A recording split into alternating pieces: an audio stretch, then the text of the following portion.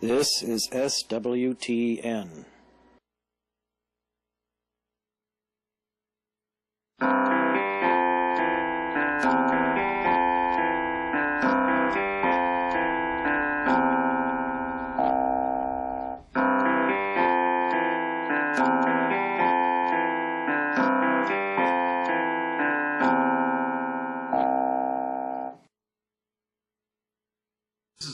We're talking about Collectables. It's a book I came to write pretty much by accident. I had started out as a writer many years ago. I put my first collection, studio sketches, together sometime in the past, and of course books of short stories, or even individual short stories, really don't do well. They don't pay. So after I had gotten a certain number of them out of me, I decided I really wasn't going to do short stories again, because it wasn't really worth the effort as far as I was concerned. And I had moved on at the time to doing stage plays, screenplays, some novellas, and I had started 2 different novels. This is back when I was right out of college and was eager to develop myself as an author, and I wanted to expand myself and try out these different formats, the different media, the different styles that I could create. And I've over the years become quite a chameleon as far as the different kinds of things that I work on. I've done comedies, dramas, horror stories, fantasies, science fiction, you name it. And Collectables came about because of the fact that I wasn't really generating a lot of either finances or attention with the work that I had been doing. And I had been a theater student, directing student, and a film student while I was in college.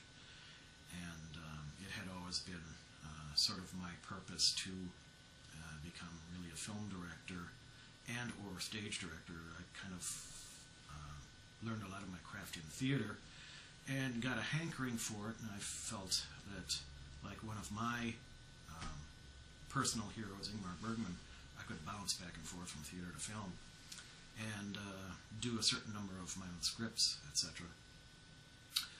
But the money wasn't there, the interest wasn't there, and it wasn't until the late 90s that the electronic equipment could get to the place where it was so cheap that it was kind of anybody could produce a movie at that point. And the film festivals were accepting things shot on video as opposed to 35 or 16 millimeter films. So there was actually a marketplace for stuff. So I started my own company, and one of the things that I was going to do with the company was expand it beyond just doing the video projects, and I would also publish my own books, etc. And we started our own magazine to help, develop press for what we were doing. And it had gone under a number of revisions over the years. I first started it as a newsletter. It was mostly a company newsletter. Then it went on to be for the general public, and we were mostly using this. We printed some copies, but it was mostly through internet, email distribution, and so on and so forth, that we had done this. And the final version of the magazine was Third Coast Artists. And we started up, I think it was in 2006. And it went on for a couple of years and before we had to shut it down. In 2008, just about everything was shut down because, suddenly nobody had any money. But in those issues, we had a section dedicated to fiction and literature. And I was trying to get other writers involved in the process. We had a number of writers on the staff to do articles of different kinds of things that the magazine was interested in that corresponded with what the company was doing at the time. And we had a section for literature, we had a section for fiction, and I couldn't get enough fiction stories from, or poetry from the other authors that I kept approaching and kept advertising for. So I started doing some myself just to fill in the gap. And they were these funny little tales that I was coming up with. Often it would be the first thing that hit me in the morning, or I would jot down an idea late at night as I was going to bed, and in the morning I would pick up on it and put it into a little tale. And while I was spending most of the rest of the day, say the afternoon or so on, working on bigger projects, bigger, more important projects like screenplays or stage plays or something like that, the morning I spent more or less as a brush-up exercise was in writing these little short stories that I was eventually putting into the magazine that we were publishing to fill in the spaces that needed filling in.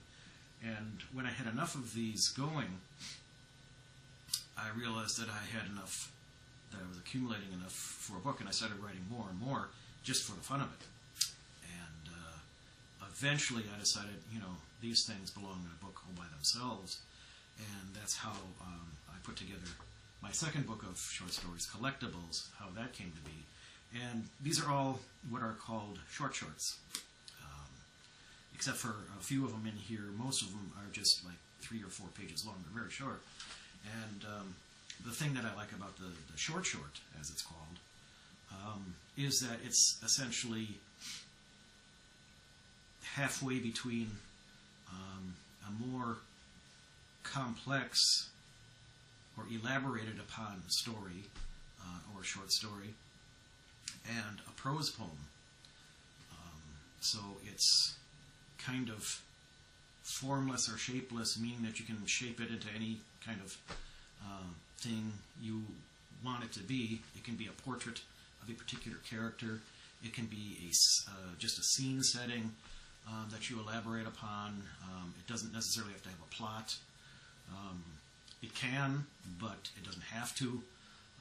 So there are all kinds of things that you can do with it. And there's all kinds of language play that I use in a lot of the material. So it's just a fun little outlet. And for me it was initially an exercise just to get myself warmed up for something bigger that I was going to do later on. And when I had enough of these things, there are a total of 40 in this book altogether. And they're meant as sort of like a box of chocolate truffles or something that you snack on. And they're meant to be put by the side of the bed, and just before you go to bed, instead of watching one of the late night comedians or something, you just spend a few minutes of reading one of these things, put it aside, turn off the light, and go to sleep. And so they are really meant to be just like little tidbits, mostly to amuse yourself with, because most of these, there are a few serious tales in here, but most of them are comic pieces, and that's ultimately the goal of this thing, is just for a few moments of amusement. To give you an idea as to some of the things I'm talking about, is that one of these tales that I'll put in here as an example was actually a piece I wrote when I was in college, and I lost it. I've had a couple of incidents in my life where I've actually lost something that I was writing on. And this one was a story that was inspired by my developing interest in other cultures and other religious philosophies, and I had an interest in ancient India god Shiva and all the other gods of that pantheon. And I came up with this story about the dancing spirit. And, well, it needed a rewrite anyway, but I lost it, and I couldn't remember what it was. And it was more poetry than prose. And so when I rewrote it, I shortened it by half, so it's only about a page long, from what I could remember it. And it came out more or less as a poem which I included in here. And I'll give you an example of it now. This thing's called Dance for Sunrise. Sunlight come out, bright and pink. Dancer, take the time to think. Sky all blue, much darker hue. Dancer, sing a song to you. Come bright moon and bright starshine, move about the light divine. Dancer, move on, stretch in rhythm, find a place in dancer's heaven. Roll upon the grass, delight, run atop the hill's great height. Dancer, mimic bird in sky, dancer, let light limbs to fly. Dancer, play in world below, dancer, swim the sea to flow. Dancer, swirl to greatest heights, dancer, keep the world from fights. Dancer, quiver, dancer, bend. Dancer, breathes the things it mends. Dancer, shiver, dancer, shake. Dancer, give the world a break. Dancer, dance the world alone. Dancer, bring the meaning home. Dancer, fill us with delight. Dancer, keep us from our plight. Dancer, slower. Dancer, fast. Dancer, purge the shadow cast. Dancer, flicker. Dancer, fling. Dancer, twirl through everything. Dancer, help us. Dancer, stay. Dancer, keeper of the day. Dancer, jocund. Dancer, love. Dancer, from the universe above. Dancer, dancer, break our woe. Never let us feel too low.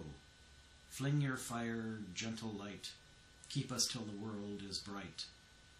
Dancer, dancer, come again. Show us how the world you mend. Up above us, ever true. Hear the song we sing for you. Now that's not much you would call a story.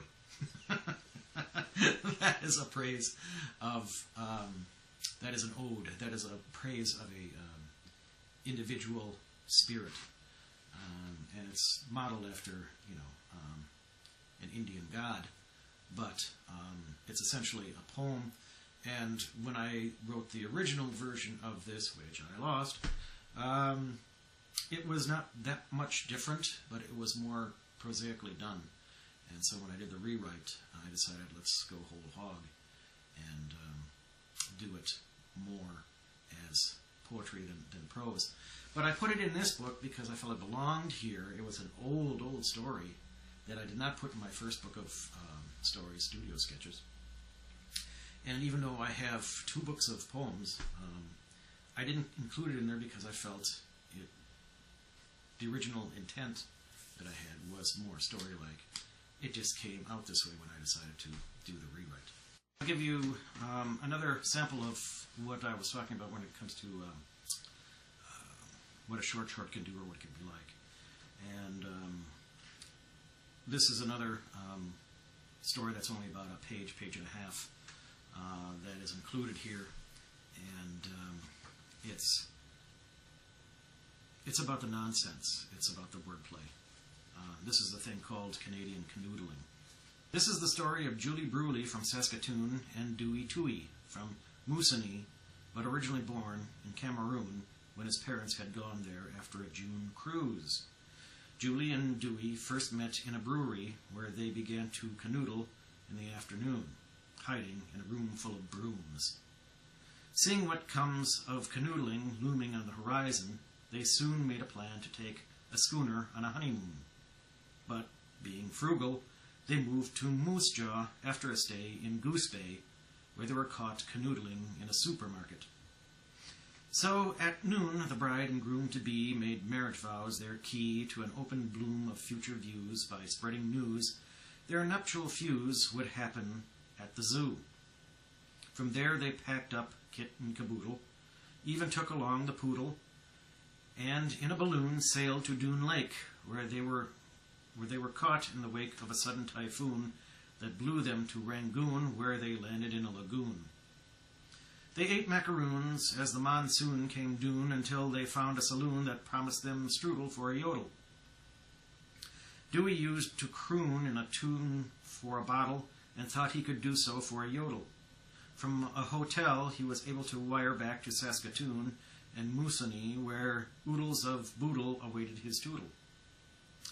His Google concluded, while Julie had doodled, and got them suited for Newark. At Newark they fared to Canada Air, and Ottawa landed them home.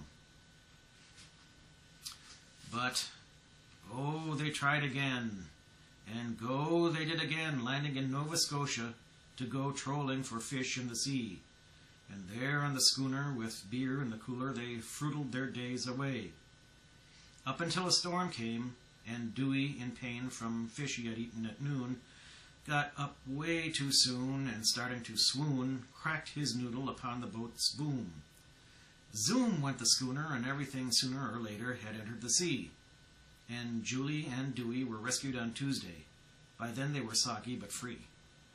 So back home to Moose Jaw, and so ends this first law of Canucks, who prudle in public at ease. So please be careful when having a snootful of somebody's sample spoodle.